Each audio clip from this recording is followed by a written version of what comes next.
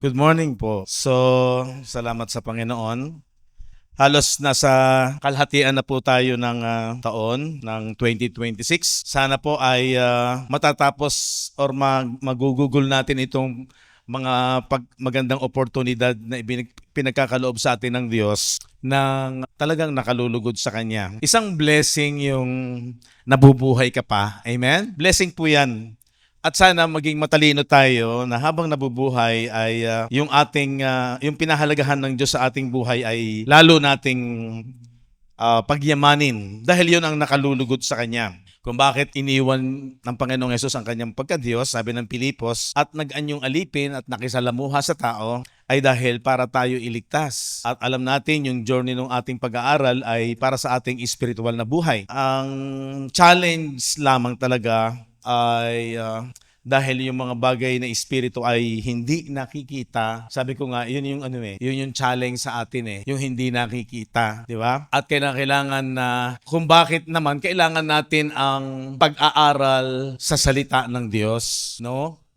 Dahil ang salita ng Diyos ang siyang nagbibigay sa atin ng kaunawaan doon sa hindi natin nakikita. So malinaw, bakit tayo nag-aaral ng salita ng Diyos ay dahil sa spiritual ito. Tingnan natin sa John chapter 6, verse 63. It is the Spirit that quickeneth, sapagkat ang Espiritu ang nagbibigay ng buhay. The flesh profiteth natin. Sa laman ay wala kayong anumang ipakikinabang. So ang context kasi niyan ay ang pinaka-agenda diyan, maraming sumusunod kay Jesus, di ba? Libo-libo. Maraming sumusunod kay Jesus dahil nakakain sila ng tinapay. Hindi dahil doon sa purpose o layunin na ang signs and wonders ay para pakinggan nila yung mahalagang ipinasasabi ng Diyos.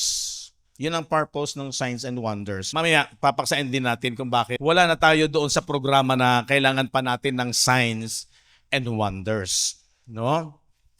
Dahil yun ay sa mga Hudyo lamang. Kasi ang tinutukoy talaga ng dahilan kung bakit siya gumagawa ng mga tanda para sila'y sumampalataya dahil ang layunin ni Jesus ay yung kaligtasan ng kanilang spiritual na buhay. Na sila'y magkaroon ng buhay na walang hanggan. Na sila ay ibangon in their time sa huling araw. So napag-aralan na natin yung huling araw. Sana maliwanag na sa inyo pag sinasabi yung huling araw. Sa huling araw ay ibabangon silang muli. Diba? So yun ang pinakapuso ng Panginoong Hesus.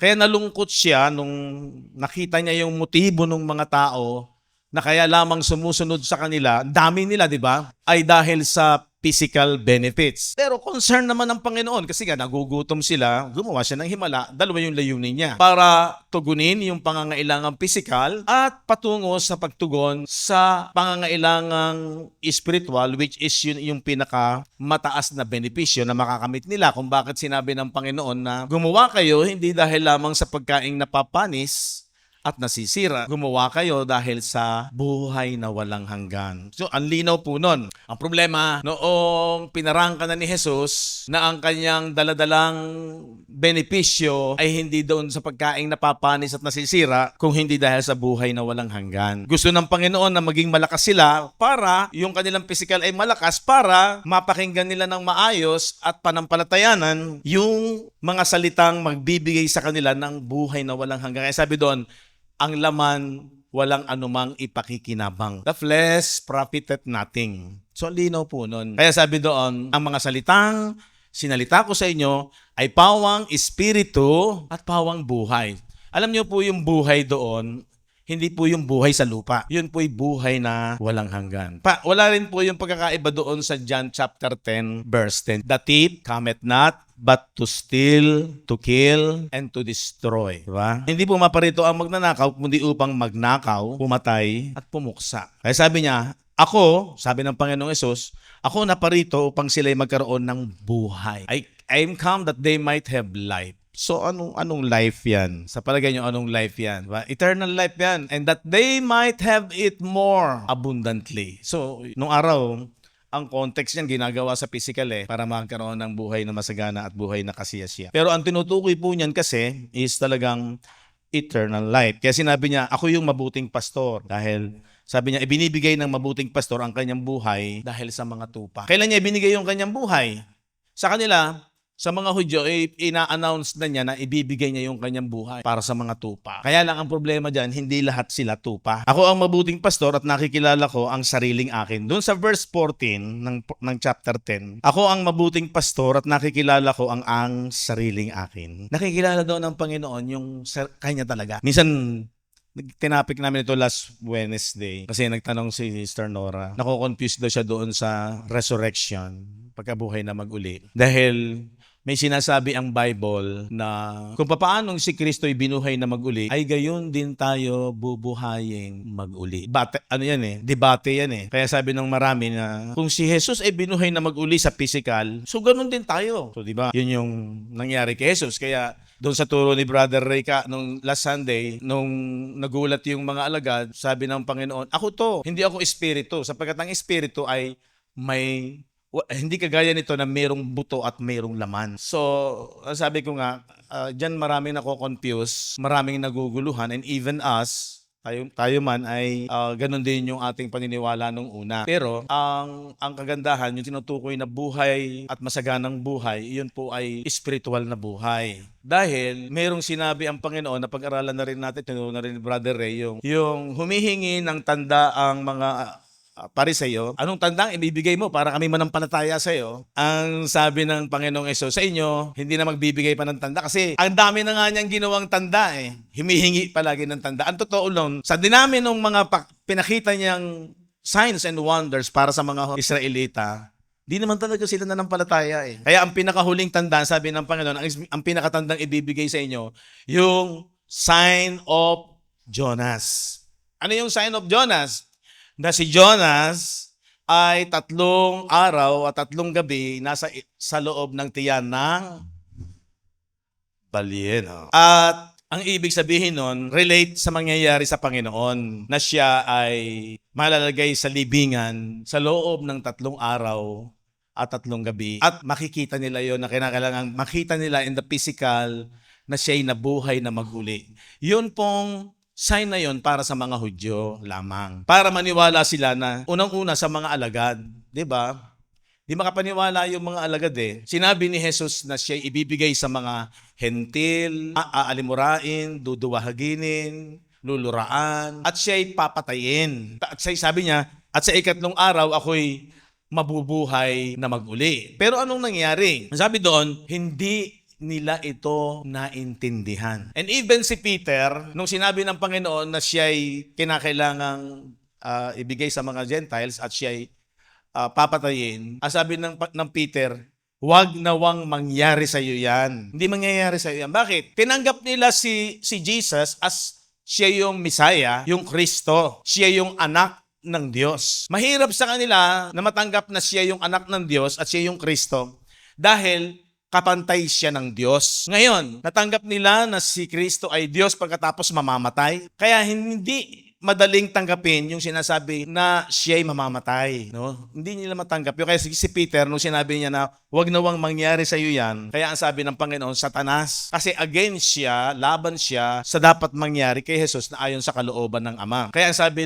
ng Panginoong Jesus kay Peter, Satanas, sumalikod kita sapagkat ang iniisip mo yung mga bagay ng tao at hindi yung bagay ng Diyos. Yun yung kahinaan ng tao. Laging lamang yung observation sa physical. Di ba? Hindi nila ito matanggap-tanggap kasi spiritual yun eh. Na siya ay mamamatay at bubuhay. Hindi nila maintindihan yun. Kaya nga, malabo sa kanila yung kamatayan ni Jesus at yung kanyang pagkabuhay na maguli. Basta malinaw sa kanila, siya yung tagapagligtas at Mesiyas. So, kaya yung pagkabuhay na mag-uli in the physical, yung sign of Jonas, para sa kanila yon. Kaya sabi ng Panginoon kay Tomas, madaiti ko ng aking daliri yung kanyang kamay at maipasok yung aking kamay sa kanyang tagiliran. Saka lang siya maniniwala. Diba? Kaya sabi ng Panginoon, sige, hawakan mo. Tapos ipasok mo yung iyong kamay sa aking tagiliran. Ano sabi ni Tomas? Panginoon ko at Diyos ko. Doon lang siya nanampalataya. Kaya inaabot ng Panginoon yung kahinaan nila bilang tao. At dahil nga hindi nila matanggap agad yung spiritual kingdom. Yung ang layunin niya ay yung sila ay magkaroon ng buhay na walang hanggan at ibangon sa huling araw. So yun yung purpose ng physical resurrection. Kung dadalhin din natin yung Colossians 1:18 na siya yung pangunahing bunga sa pagkabuhay na mag-uli. So 'di ba? Kung physical ang pinag-uusapan, hindi si Jesus ang pinakaunang bunga ng pagkabuhay na mag-uli in the physical. Bakit? Maraming unang nabuhay na mag-uli sa physical eh. Kahit paging doon sa lumang tipan, sa panahon ni Elias, ay yung bata, binuhay niya eh. Di ba?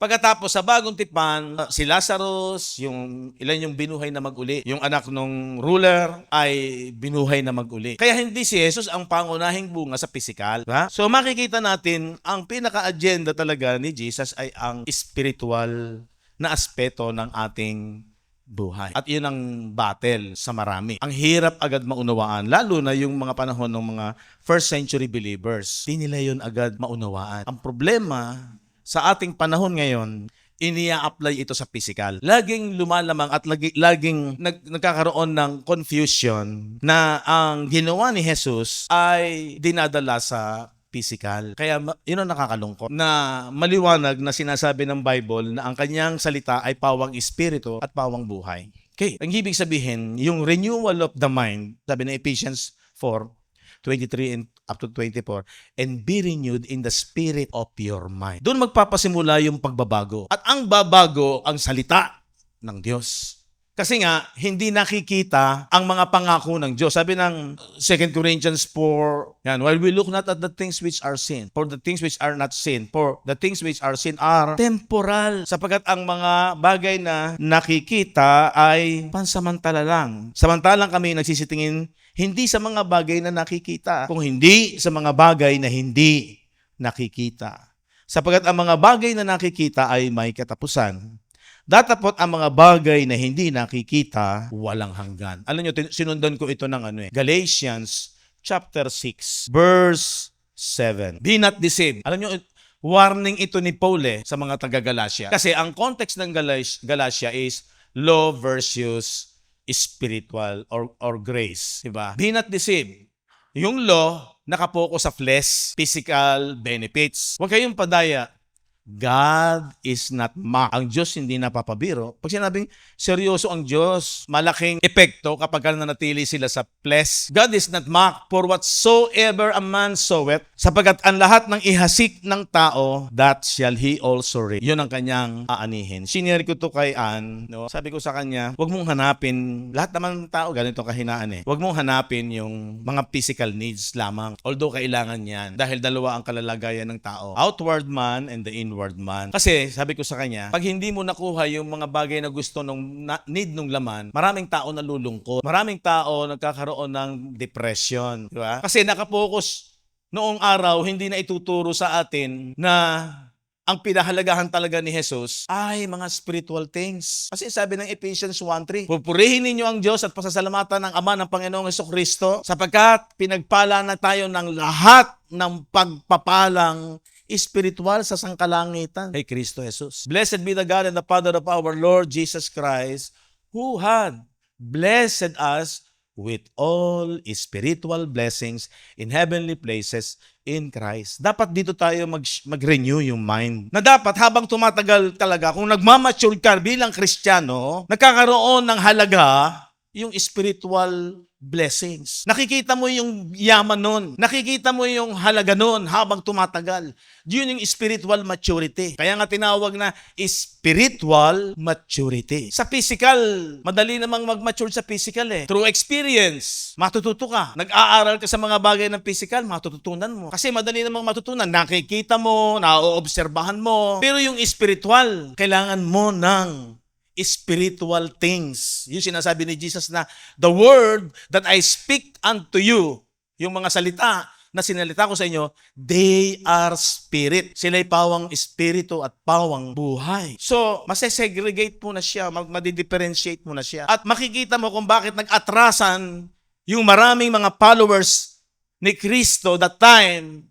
Sabi nga ni Brother Ray, 5,000. Let's say 5,000. Ang natira yung 12 na lang. Kasi Mula noon, umalis na sila, hindi na sila sumama kay Jesus. Siguro sabi nila, wala naman palang kwenta yung sinasabi ni Jesus eh. Walang pakinabang. Puro spiritual.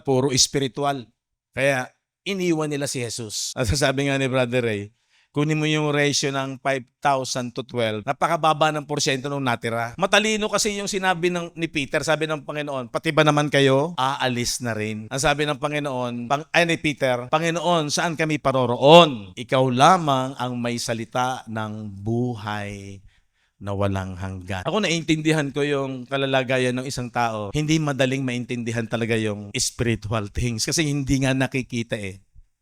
Pero ang pinakaparaan para makita mo, yung sinasabi ng Efeso na the eyes of your understanding might be enlightened, dahil sa salita ng Diyos. Kung mag-aaral ka, kung interesado ka, kung nakita mo yung halaga, out of the abundance of the heart, the mouth speaketh. Kung ano yung talagang kayamanan sa iyong isipan at sa iyong puso, yan ang lagi mong isasabihin. Kasi yun ang mahalaga sa iyo eh. Yan ang lagi mong sasaysayin. Lalabas yan, hindi pwedeng hindi lalabas yan. Kasi yun yung iniipon mo talagang mahalaga sa'yo. Kaya sabi doon, out of the abundance of the heart, the mouth speaketh. Kaya sabi ng Panginoong Jesus naririnig ng aking mga tupa ang aking tinig. At nakikilala ko sila. Kilala ng Diyos ang bawat mananampalataya kung talagang yung tinig ni Jesus, yung salita ni Jesus ay dinirinig, tinitreasure, pinananampalatayanan nung mga totoong tupa. Naririnig ng aking tupa ang aking tinig. Pag sigaw pa lang niya, takbo na yung tupa. Kasi alam nila na yung kanilang pastor, bibigyan sila ng makakain, papakainin sila. And that is sa context na yun ay spiritual things. Sa context na yun ay dahil ang purpose ni Jesus, sila ay bigyan ng buhay na masagana at buhay na kasiyasiya. Balik tayo sa Galatians chapter 6, verse 7. Sabi doon, huwag kayong padaya. Dapat hindi tayo napapadaya. Ang Diyos ay hindi napabibiro. Kung ano ang itanim, ihasik ng isang tao, yon ang kanyang aanihin. Sabi sa akin ni Ann, Daddy, ano yung ibig sabihin ng ihasik? Ang ibig sabihin kasi ng ihasik, kung ano yung iyong pinag-uukulan ng effort mo. Kasi yung isang tao, kung ano yung mahalaga, yun yung bibigyan niya ng effort. Ano yung effort? Yung kanyang lakas, yung kanyang oras, yung kanyang pagmamahal, nakatuon doon. Doon siya maghahasik. For whatsoever a man soweth, that shall he also reap. For he that soweth to his flesh shall of the flesh reap corruption. Sapagkat ang naghahasik ng sa kanyang sariling laman, ay sa laman mag-aani ng kasiraan. Sabi ko, kung ang hahanapin mo lang laging kaligayahan para ikaw ay masabing tagumpay or success or masaya ka na, ay para lamang yung enjoyment lamang ng physical, ng flesh mo, walang masama. Pero kung doon ka lang nakapag-invest, yung effort mo doon na buhos, yun lang yung aanihin mo, pero yan ay may kasiraan. Bakit may kasiraan? Dahil yung binasa natin kanina na yung mga bagay na nakikita ay may katapusan, temporal. And then, ang sabi nung sumunod, datapwat ang naghahasik ng sa espiritu ay sa espiritu mag-aani ng buhay na walang hanggan. Diba? Kaya sinundan yun ng verse 9 And let us not be weary in well-doing, for in due season we shall reap if we faint not. At huwag tayong mga pagod sa paggawa ng mabuti. Isa lang ang mabuti sa Diyos. Yung kanyang dahilan kung bakit siya nagkatawang tao, yung dahilan kung bakit siya namatay sa krus, para ma-born in the Spirit. Dahil yung lahat ng tao, Romans 5:12, mula sa pagbagsak ng unang Adam, naghari sa lahat ng tao ang kamatayan. Wherefore as by one man sin entered into the world, and death by sin, and so death passed upon all men. Naghari ang kamatayan. For that all have sinned. So, anong tinutukoy na kamatayan dyan? Spiritual. Kaya nung bumaba si Jesus, una sa mga Hudyo, ang sabi niya, diniretsa niya si Nicodemus, except a man be born again, he cannot see the kingdom of God. Hindi niya makikita, hindi niya mauunawaan talaga kung ano talaga ang kaharian ng Diyos. Ang problema, talagang ito yung natural na kahinaan ng tao Kahit pa nga yung mga Hudyo diba? Ang pagkaintindi ni Nicodemus, literal. Paano isisilang na muli? Kinakailangan bang Pumasok uli sa bahay bata ng isang ina at pagkatapos ay isilang na muli. Ang sabi ni Jesus, ikaw na isang guro, hindi mo naintindihan.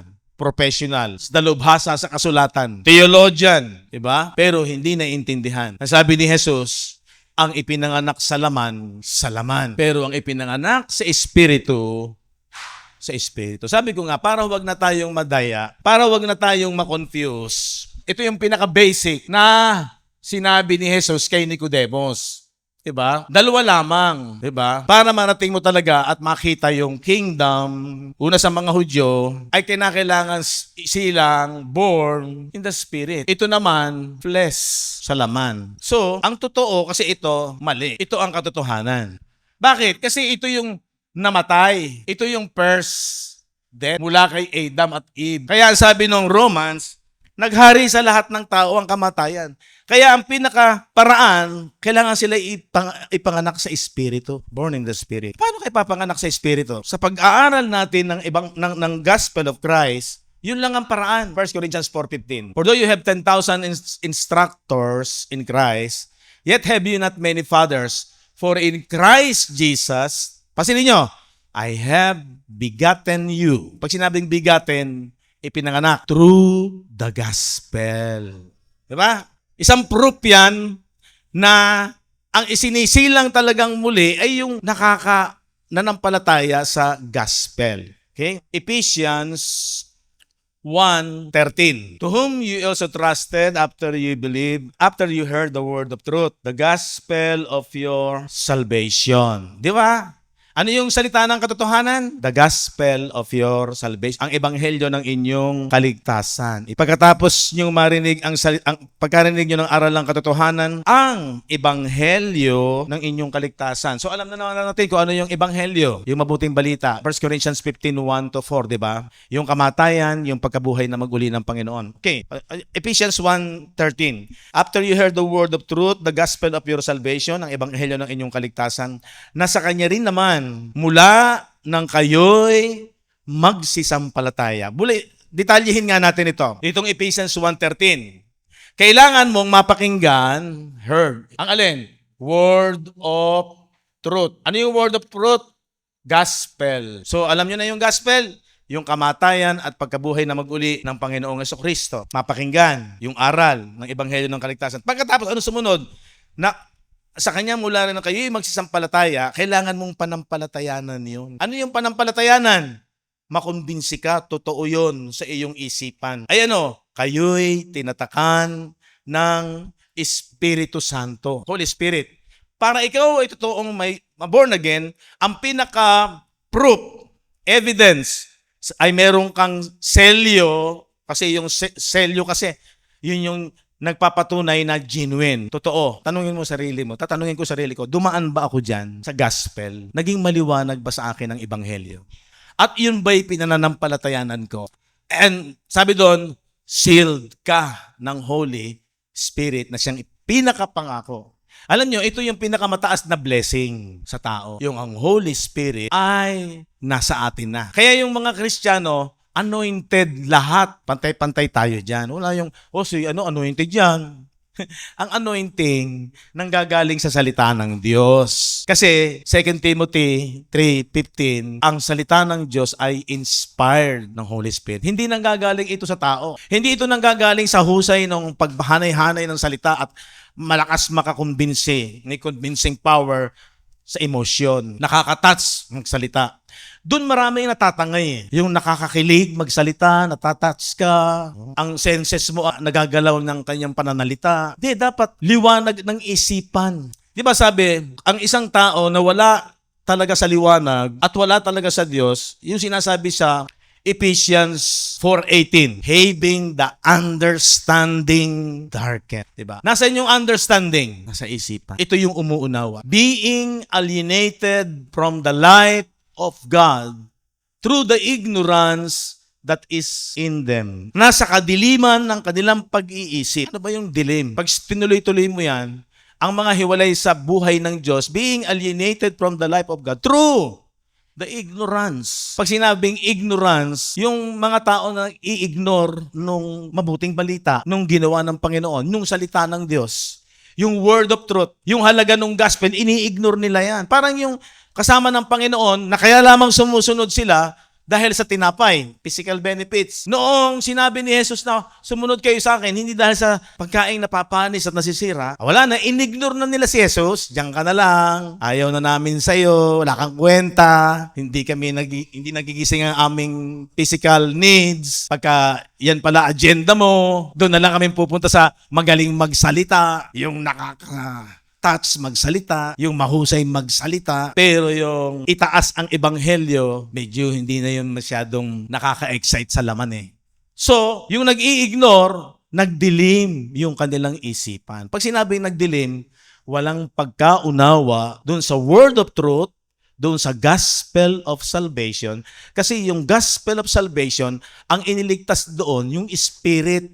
Ito talaga naman ganun eh. Kaya nga, para wag kang maligaw, back to the basic, dilinaw ni Jesus na sinasabi niya, kailangang ipanganak sa Espiritu dahil ang problema ng tao, lahat ay naghari yung kamatayang espiritual. At kinakailangan yun ay mag-resurrect, mabuhay. Kaya sinabi ni Jesus, the word that I speak unto you, they are spirit and they are life. It is the spirit that quickeneth. So yung spirit na small letter S, salita ng Diyos yun.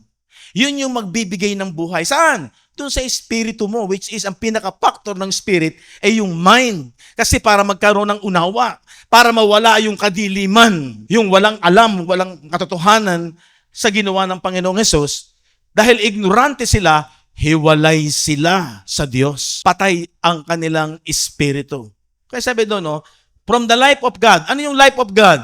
Buhay na walang hanggan. Because of the blindness of their heart. Kaya bulag yung kanilang isipan. Lalo na yung mga first century believers, ang context kasi dyan ay dahil nga ayaw nilang manampalataya sa ginawa ni Kristo. Kaya madilim ang kanilang isipan. So siguro po makikita ninyo yung halaga nung magliwanag sa isipan natin. At ang nagbibigay ng liwanag, sabi ko nga dahil hindi natin nakikita yung mga spiritual things, ang hirap paniwalaan yan.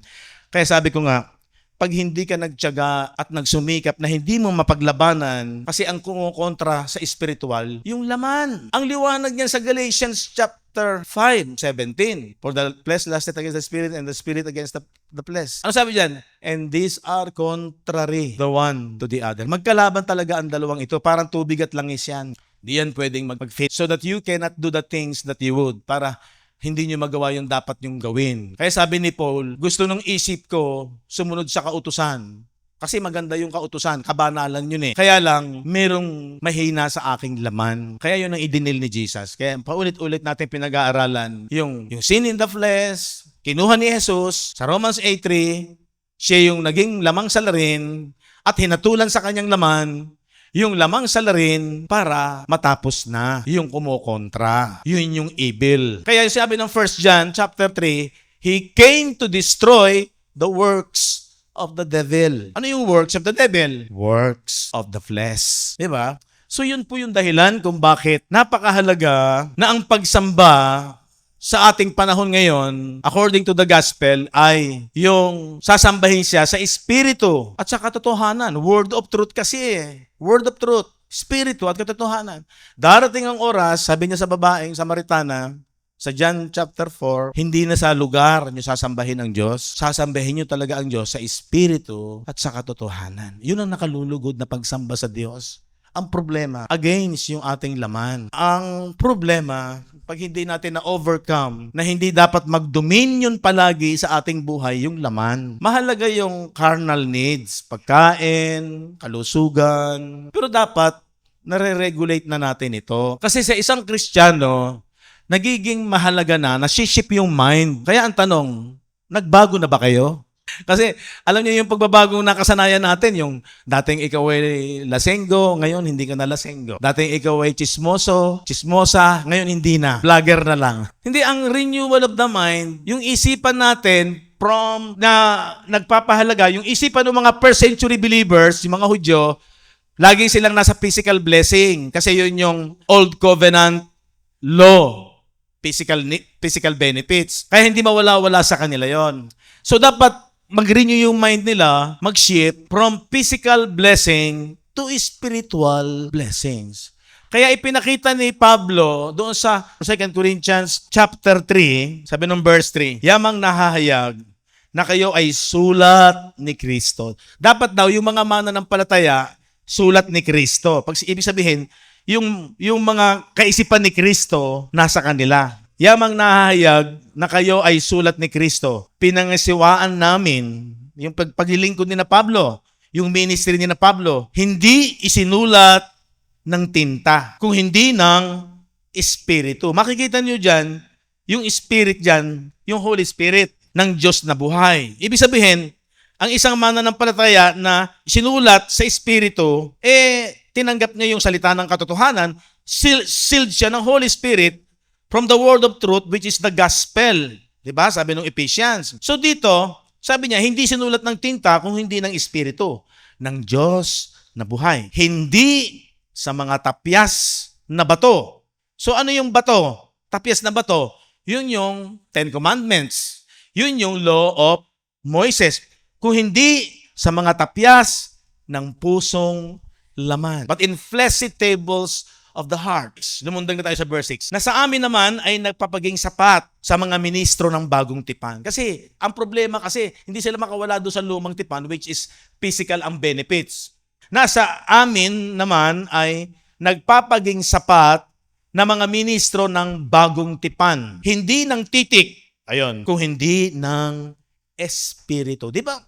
Dinidiin dyan na hindi na sa physical, kung hindi sa Espiritu. Kasi yung titik, yung itinitik sa bato, Old Covenant. Kung hindi sa Espiritu, yun yung New Covenant. Sapagkat ang titik ay pumapatay. Di ba ang linaw nun? Ang titik ay pumapatay. Yung law kasi, ministry of death, pangasiwa sa patungo sa kamatayan. Bakit? Kasi yung kautusan ni Moises, ang kabayaran ng kasalanan ay kamatayan. For the wages of sin is death. Kaya tinawag po yung ministry of death. Makinig kayo magaling para marami tayo maintindihan. Yung sinasabi doon sa John chapter 10 verse 10, na the thief cometh not but to steal, to kill, and to destroy. Yun po yung mga law religious o mga law teachers. Sila yung mga magnanakaw.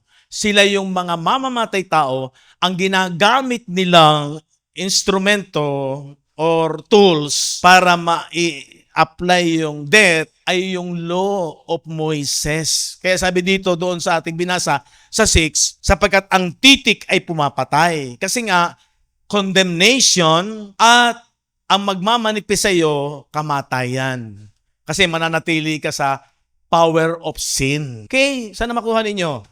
Sapagkat ang titik ay pumapatay, ang Espiritu ang nagbibigay ng buhay. Tingnan niyo itong verse 7. Ngunit kung ang pangangasiwa ng kamatayan na nasusulat, o di yun yung Law of Moises, at nauukit sa mga bato, lalo ng malinaw, na yun yung pangangasiwa ng kamatayan. Agree po ba kayo? Na yung Law of Moises ay ministry of death. Kaya dapat yung Old Covenant, matapos na yon. Lalo na sa isipan, sa kanilang isipan. Mawala na yon. Tapos na yon. Kasi ministry of death yon. Ngunit kung ang pangangasiwa ng kamatayan na nasusulat at nakaukit sa mga bato ay nangyaring may kaluwalhatian, meron daw glory. Yung glory, pinag-aralan natin yon. Yung bigat, yung bigat. Yung halaga. Yun daw ministry ng law or Old Covenant ay meron ding glory. Pero may kaluwalhatian, may halaga. Nangyayaring may kaluwalhatian, ano pa yung mga anak ni Israel ay hindi makatitig sa mukha ni Moises dahil nagliwanag yung mukha ni Moises nung nakausap niya ang Diyos doon sa bundok, no? Pero ang sabi doon, dahil sa kaluwalhatian ng kanyang mukha, na ang kaluwalhatian ito ay lumilipas. O di ba temporal lang, fading. And then, verse 8, papaanong hindi lalong magkakaroon ng kaluwalhatian ang pangangasiwa ng Espiritu. Ang ibig sabihin, yun daw kaluwalhatian, yung benefits ng ministry ng New Covenant, which is spiritual, hindi nakikita, walang halaga sa laman, pero mas higit ang value o yung glory, much more glorious. Sabi yun, how shall not the ministration of the Spirit be rather glorious? Higit ang kaluwalhatian. Okay, nasabi ko, dapat tayong mga mananampalataya, hindi tayo napapatangay kung ano sasabihin ng tao. Kasi yung ating laman, masyadong ma-pride. Yung ating laman, ayaw niya na mapipintasan, ikaw ay babaliwalain o yung mababa ang tingin sa'yo. Yan yung laman. Kaya si laman, ang gusto niya napupuri, maraming kakampi, wala namang masamang makisama sa tao eh. Pero pag sabi ko nga, pag ang pinag-usapan na, patungkol sa pananampalataya, dapat ang mas pahahalagahan mo, hindi yung sasabihin ng tao, kung hindi yung approve ka sa Diyos. Di ba sabi nung, study to show thyself approved unto God. Marami kang ang kaibigan, marami kang ang kakampi. Yun ang gusto ng laman. Pero hindi nalulugod ang Diyos. Anong saysay nun? Hindi po natin sinasabi kung huwag tayong makikisama, makikipagkaibigan. Pero pag inusapan na ang pananampalataya, di ba yung ating paksa, ang spiritual battle talaga, tindigan mo yung aral, tindigan mo yung salita, tayuan mo ang salita ng Diyos kasi ipinaglalaban mo yung pag-ibig ng Diyos sa'yo at yung pag-ibig mo naman sa Diyos. Kasi yung pag-ibig natin sa Diyos, kinakailangan lumalago yan. Amen. Mahal ka ng Diyos? Yes. Kahit hindi mo siya mahal. Pero pag natuklasan mo at naunawaan mo ang pag-ibig niya, iibigin mo siya. Tama? Ano yung pag-ibig mo sa Kanya? Tatayuan mo kung ano yung totoo sa Kanyang salita. Pag sinabi ng Kanyang salita at kontra ang marami, sa Diyos ka pa rin. Huwag kang pupunta doon sa, mawawalan ako ng kaibigan at barkada eh. So, di ba? Yun yung battle. Hindi yung makikipagdigmaan ka sa spiritual warfare sa mga evil spirit at sa mga satanic at mga demonic. Hindi. Kasi nasa isip ang labanan. Yung pag-iisip, bihag ng pagsunod ni Kristo. Di ba yung pinag-aralan natin? Bringing every thought into captivity to the obedience of Christ. Amen. So di ba, dahil nakita mo na mas may value yung spiritual, makinig po kayo magaling. Ito yung dapat mangyari sa atin. Makonbinsi ka, mas-shift yung mind mo. Ito yung totoong pagbabago. Mas mahalaga. Di ba sabi naman ng Bible, sabi ni Pablo, yung ako'y pumunta na kay Kristo, sumakabila na at iwan na yung laman, much better. Di ba? Much glorious. Tapos ang sabi doon sa pinag-aralan natin minsan, yung Romans chapter 8, na yung sufferings nila, sabi ni Pablo, napatunayan ko na ang pagtitiis sa panahong ito. Bakit? Ano yung pagtitiis nila during their time? Grabe ang persecution, pinapatay ang mga Kristiyano, hamak ang buhay ng mga mananampalataya. Kakaunti sila.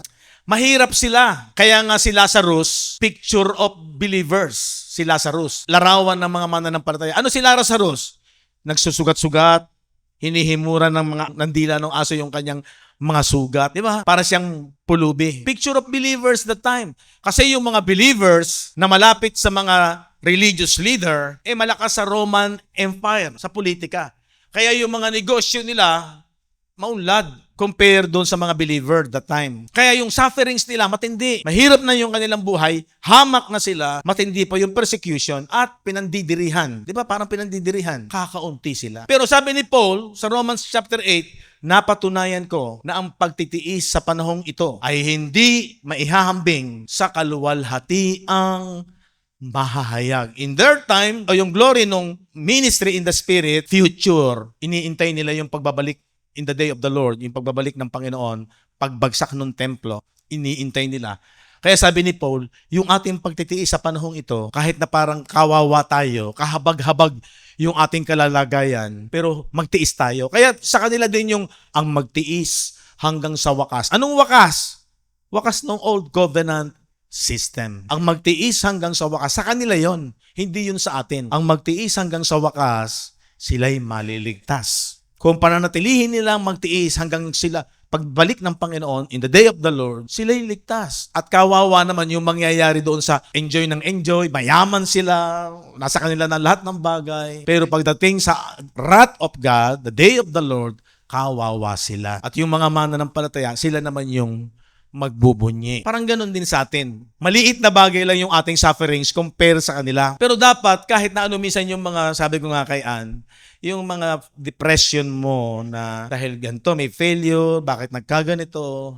Sabi ko, pag ang liwanag ng blessing ng Diyos ay naging totoo sa isipan mo, kaya kinakailangan laging mapakinggan, laging ma-refresh, laging magsariwa, hanggang sa magliwanag yun.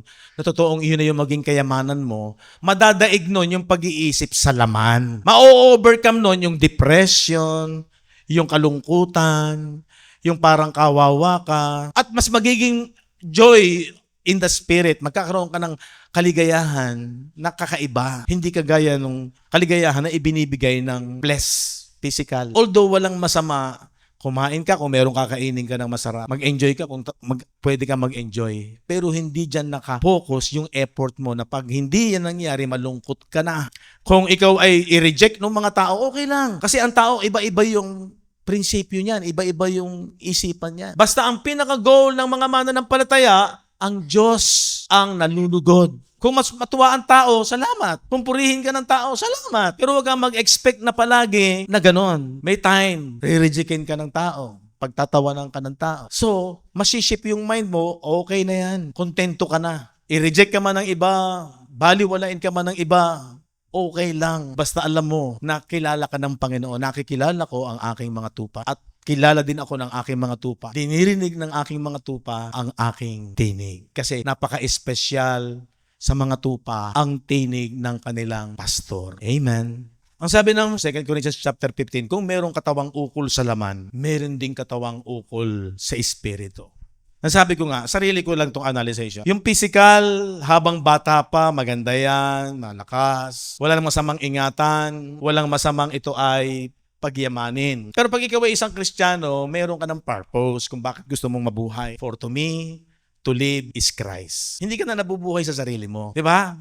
Walang masama na ito ay ingatan natin. Pero, pag pinag-aralan mo, itong physical, habang tumatagal, humihina at hihina pa rin yan. Kaya, minsan, iba-iba nararamdaman yan. Yung physical, pabago-bago. May time, nasa condition siya, nasa mood siya. Pag nagdepende ka sa emotion mo, sa senses mo, iba-iba nararamdaman natin. Naaapektuhan yan nung naririnig mo, naoobserbahan mo sa paligid. Minsan maiinis ka, kakainis. Under attack daw, puro attack. Minsan maiinis ka sa naririnig mo, naapektuhan ka. Pero pag maliwanag na sa iyo yung kahalagahan ng ginawa ni Kristo, hindi ka na masyadong maaapektuhan yan eh. Sige, pinagpe-pray natin, maging maayos. Pero ano man ang mangyari, bahala kayo dyan. Basta ang mahalaga, kasama natin ang Panginoon. Amen? Diba? So nagiging ano ka? Nagiging matatag ka. Kaya tama ang sabi ni Paul, ang ebanghelyo yung makapagpapatibay sa inyo. Kaya gustong-gusto niyang i-share.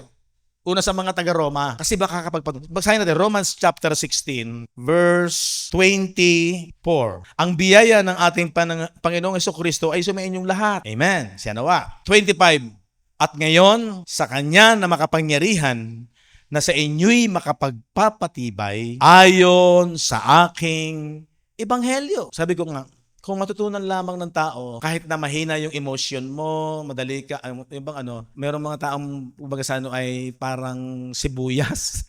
Sabi balat sibuyas daw. Very sensitive. Masyadong dinadamdam ang mga bagay na kung ano naman nangyayari. Seryoso. Walang masama. Pero sabi ko, kapag natutunan ng tao talaga na dumipende at maging maliwanag ang ebanghelyo ng Panginoon at yun ay lubusan niyang sampalatayanan at seryosohin niya sa kanyang buhay na yun ay kayamanan niya. Kasi yun ang pag-ibig ng Panginoon eh. Makapagpapatibay ayon sa aking ebanghelyo sa pangangaral ni Jesucristo ayon sa pahayag ng hiwaga na natago sa katahimikan ng panahong walang hanggan. Totoo lang. Ito talaga ang makakapagpatibay sa atin eh. Kahit na minsan ang daming pressure, daming mga nang iinis, ang daming mga parang ang gulo-gulo ng mga isipan, diba?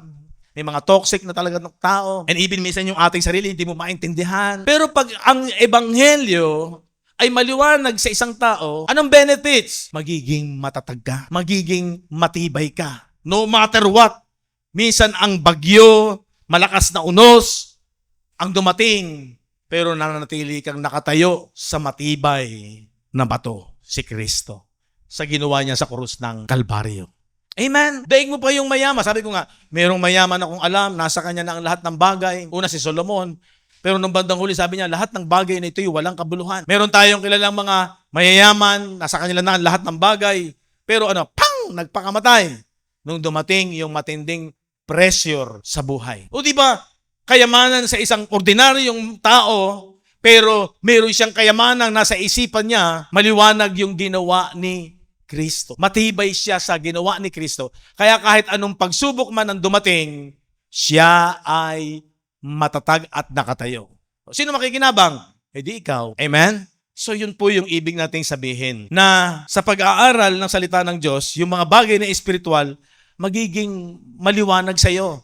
Ang magpapaliwanag sa iyo niyan, salita din ng Diyos. Kung nag-aaral ka, kung seryoso kang matyaga mong pag-aaralan, paglalabanan mo nga lang talaga yung iyong laman. Kailangan ma-overcome mo yung kahinaan ng laman. Yung huwag laging yung gusto ng laman. Bakit? Kasi magsisip sa mind mo na kung merong katawang ukol sa laman, ang sabi doon, meron ding katawang ukol sa espiritu. Hindi lang natin alam. Much more glorious yun. Kasi itong laman, nanghihina, pabago-bago ng mga nararamdaman. Di ba? Napapagod. Pero pagdating ng time, talagang nasa espiritu ng complete 100%, wala na tayo sa laman, makikita natin, hindi tayo magsisisi. Doon mo magagamit yung salita ng Diyos. Ang sumampalataya kailanman ay hindi mapapahiya. Amen? Hindi ka mapapahiya doon sa sinampalatayanan mo. Hindi ngayon. Ngayon, mapapahiya ka. Sasabihin sa'yo kung ano-ano mga salita maririnig mo. Pero ini-ignore natin yon dahil ang mahalaga sa atin, yung pananampalataya. Okay? So, challenge pa rin po ito. Patuloy tayong magtiyaga, magsumikap sa pag-aaral. At dahil ang inspirasyon mo, yung kayamanang espiritual. Pag nag-shift na yung ating mind, mas mahalaga yung espiritual. Hindi nga lang nakikita ngayon. Hindi natin ma-comprehend fully habang nasa physical. Pero dapat yung salita ng Diyos, yung magbibigay ng picture, magbibigay ng unawa, understanding, na much glorious yung spiritual. Kailan ka makukumbinsi? Kailan ka lubusang magtitiwala at mahihimok o mahihikayat ng Panginoong Hesukristo na ang pinaka pagpapala talaga niya ay spiritual blessing. Amen? Bless po ba kayo? Kaya laban lang po mga kapatid. Laban lang.